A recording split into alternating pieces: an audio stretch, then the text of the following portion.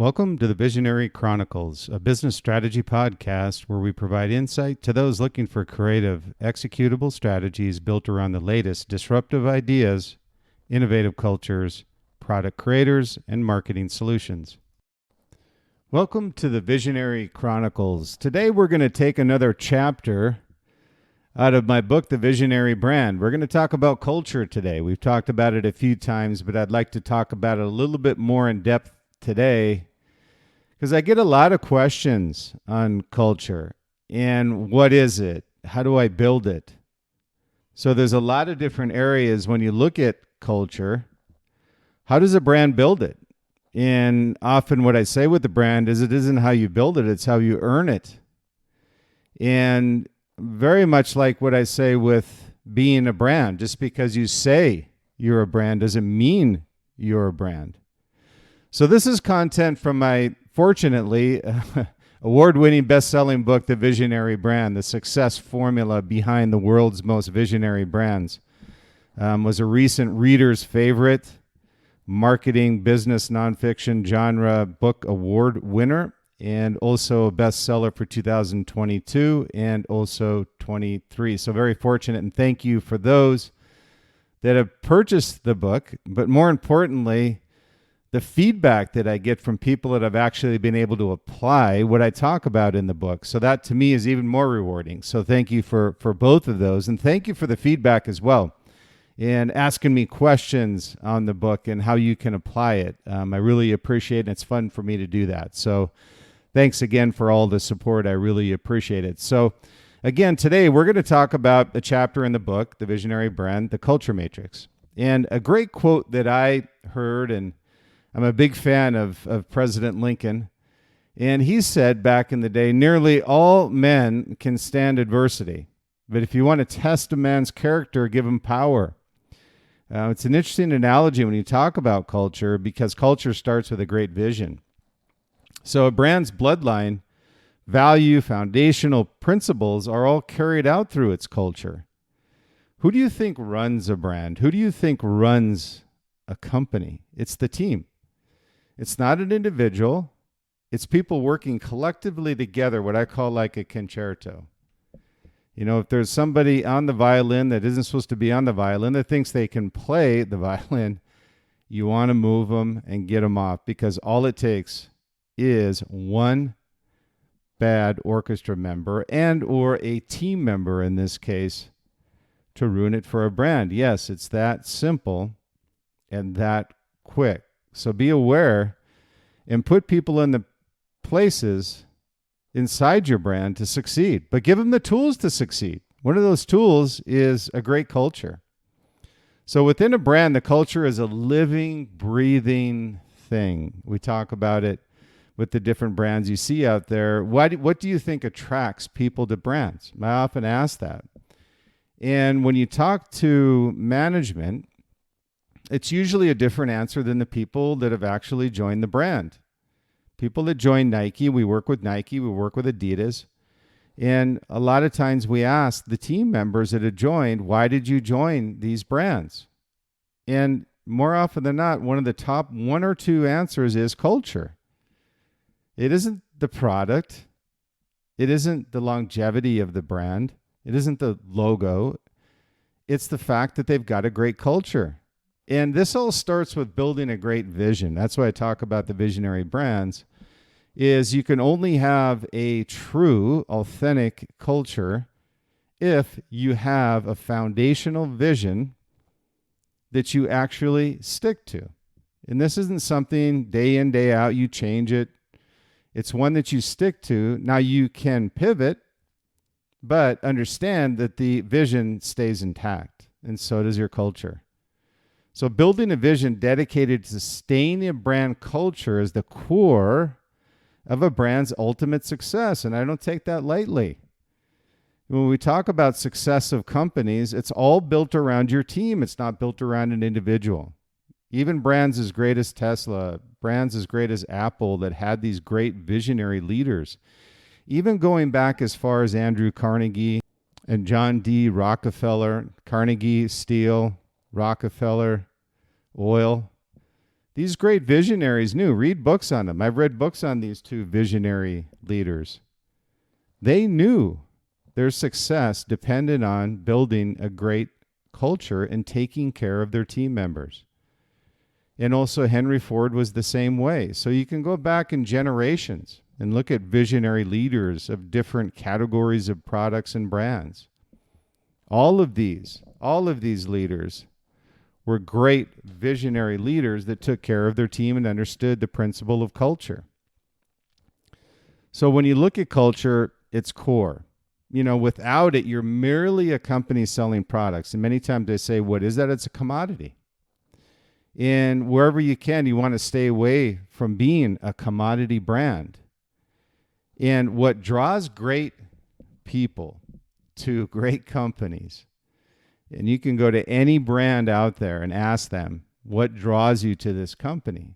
Now, sure, it's longevity, it's the product itself, but it's the lifestyle they're selling through the culture they've ingrained inside the team members of their company and brand. So culture is extremely important because it starts with a vision. The vision is executed through the team, and the team is great only when there's a culture that's sustained for a long period of time.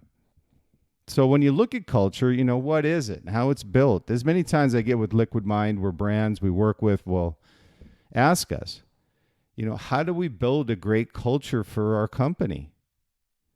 And what does it look like? What does it feel like? It's an intangible inside of a company. It's almost like a phenomenon that few experience because few have been with truly great visionary brands that have a great culture. And I talk about predominantly consumer product brands, but you'll have cultures obviously inside of other tech companies like Google or Apple, whatever it happens to be. But those are all true, genuine, authentic brands because they've stuck with their original vision. It's almost like a connecting point, if you look at it, is that it starts with this pillar of a vision. And this vision is then fed inside of the company that's driven through a culture of the team members that understand what they stand for, who they are, where they produce their product, who they sell to, and how to take care of that customer when they purchase product beyond purchase and provide value beyond product and purchase. So again, it's like like a phenomenon almost. If you experience it, and why there's so few genuine brands. I often say just because you're a brand, again, I say it doesn't mean you're a brand. It's a earned right to say you're a brand. And culture is critical to successfully crossing that bridge from being, whether it's a startup or whether it's a commodity, whatever it happens to be, to eventually becoming a brand. So culture is a little bit of an intuitive feel. But when you talk to team members inside of great brands, and fortunately I've been with some great iconic brands. Oakley back in the day when we were pre-IPO, bad boy days, we had a great culture.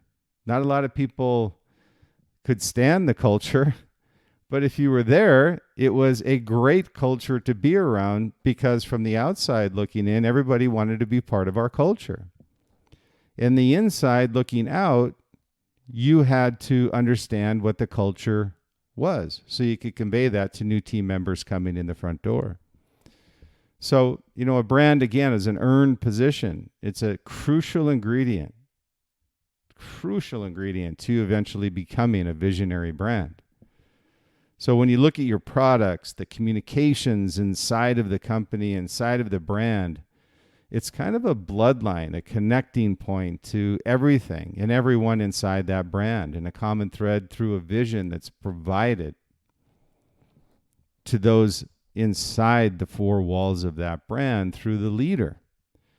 And what's nice about this vision that's set from the original founding member of these companies, a Phil Knight, a Steve Jobs, Elon Musk, whoever it happens to be, they've got this vision that no matter who's leading the company and takes over the reins of that company, that there's a set vision that's tangible, that can be carried to the next generation of leaders for that brand. And that's why they become generational. Nike stayed the same since Phil left, but Phil Set the foundation. If you've ever read a great book as well, read Shoe Dog. It's one that I put into Visionary Brand Presentation and course that we put out there, and the Shoe Dog is one of those case studies on building a great brand, but going through valleys to get there, to the mountaintop. So setting a vision and sticking to that vision, even though sometimes you may want to take a hard left turn while you're building your brand and your company, stick to your vision, because a vision is driven by understanding who you are, what you do, and how you go about it, what you're producing, what you want to provide to your customer, both product and lifestyle, and anchoring that in the bloodline of the company with everybody that works internally to the four walls of that company and those coming in, and generational leaders beyond when the original founder leaves the company. So when we talk about culture, there's 4 distinct areas you want to focus on. First is probably the most important. This is kind of the foundation. I call these 4 pillars of building a great culture. And the first is authentication. Be authentic in all you do as a company and clearly understanding your brand vision. And I mention that because it's one thing to put vision down on paper, but to execute it in reality is a completely different level. People can say, hey, here's our vision, but when you look at what they're executing in the marketplace, it doesn't connect. The dots don't connect. When you say you have a vision, stick to that vision, be authentic. People both inside and outside your company are smart. And you can't fool them into thinking I'm authentic when I'm not. And I use the example of a running company. And when you look at your ads, your communication, the copy that you put out there, and it's a great example of authentication that can be carried over to any sport, football, baseball, basketball, and or a tech company, a service company, whatever it is. Understand your end user, understand your company, understand the aspiration of your end user and company, and make it inspirational from a product or service standpoint. But be authentic in all you do as a company, clearly understanding your vision. It all starts with a vision, executed through others and authenticated with a consistent voice in product communications, and especially with social media, that people will quickly call you out if you're not authentic. And going back to the run analogy is that I had a brand that we were working with where they didn't have an authentic runner. Yes, they look great in their apparel. They look great in their footwear. But when you put them into a video, you could tell they weren't an authentic runner. So that video was quickly pulled, not because the brand found out. It was because the consumer, that their expectation is that this brand is an authentic run brand that isn't putting an authentic runner in their product. And as a result, they called them out. So that damage takes a long time to correct with your customer. So make sure that you're authentic in everything that you do. That's number 1 in building a culture inside of your brand and a company. The second is character. And this is when you have a disconnect between what you say and what you do internally. And I talk about this where authentication is kind of what the outside world sees. And character becomes internal, meaning that a manager says one thing and does another. An executive inside of the company says one thing and does another. It's going to flow into the other pieces of the puzzle of building a loyal, trustworthy culture inside of your company. As simple as it sounds, it's often difficult to maintain because people, when the going gets tough, and we had some tough times over the last few years, they want to make a left turn and forget about the vision, but as a result, their character is damaged and people lose trust and customers lose loyalty.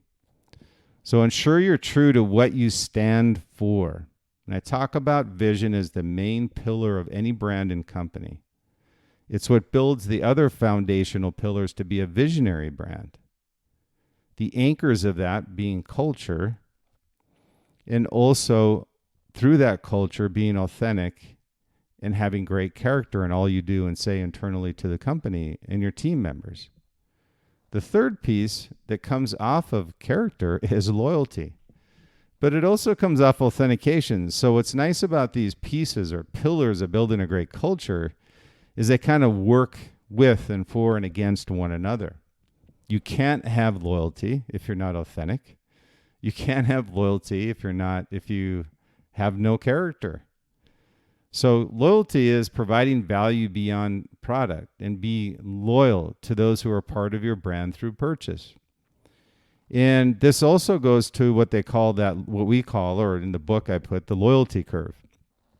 There's one thing to have loyalty through character inside of the company, through your team members, and then there's loyalty through authentication from your community, those purchasing your product. So consistently and authentically engaging beyond purchase and personalizing their experience.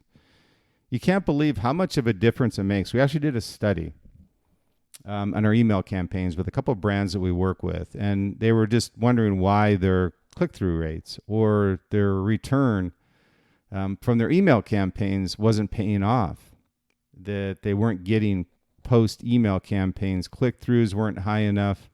Also, post-purchase was not high enough. So we were looking at all these marketing metrics, and it came back to a simple question. Was, when you're sending these emails out, are you personalizing it to your community if these are people that have already purchased your product? And the answer was no.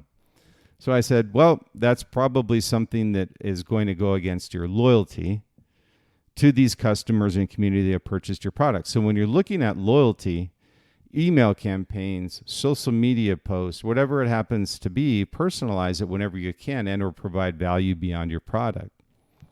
This is what builds loyalty with your customers and also your team members inside of your brand.